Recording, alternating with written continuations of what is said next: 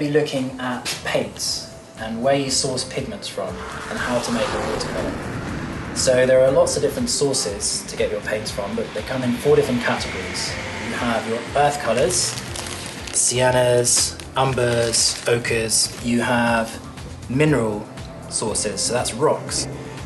And the other source is organic, so that's things like beetles, roots, berries. I'm first going to take some of my pigment, and this has already had a sort of rough grinding. So if I was to take a mineral paint, first I'd have to smash it up into small pieces and then give it a really rough grind before I could get to this stage. But the earth colour, I can go straight in and grind it with the muller. So I'm going to add a little bit of water. So what I'm doing, I'm trying to grind the powder into a really fine paste. Otherwise, when we paint with the watercolour, it'll have little bits in it. So this glass muller has a really flat surface, and so does this glass plane. So in between these 2 bits of glass, we can really crush the pigment into a fine paste. How I know it's ready to proceed is this sound. I'm listening out for the gritty sound, which will tell me that the pigment is still too rough. When I get a nice smooth sound, I know I'm ready to go. Okay, so my pigment is probably ready to mix with the binding medium now. So the binding medium is like a glue.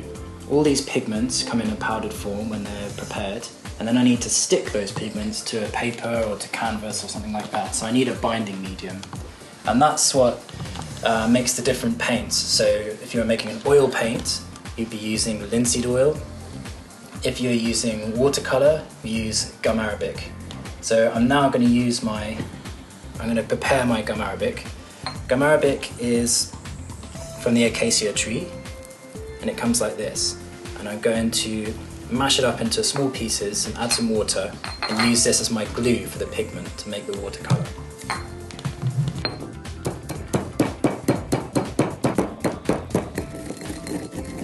So once you've ground your gum arabic up, you then need to add some hot water, boiling water.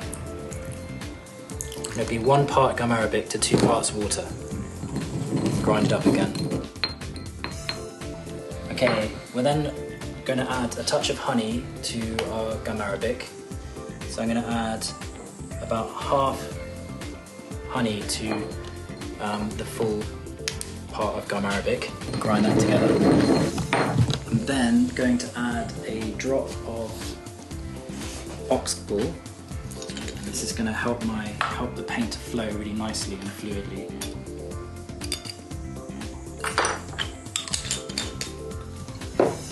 Mix that in.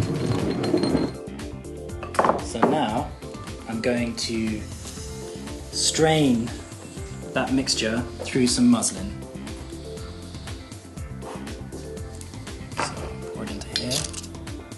So making paint is just like cooking. You need to boil things and mix things and crush things. Okay. So I now have my glue ready to mix with my pigment.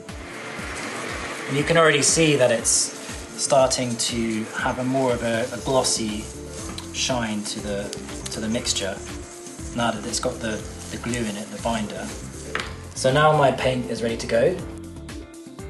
Usually you'd wait a couple of days for it to dry out into that watercolour little rock you're used to seeing.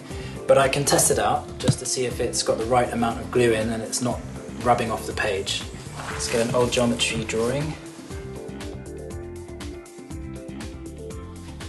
So that is how you make some paint.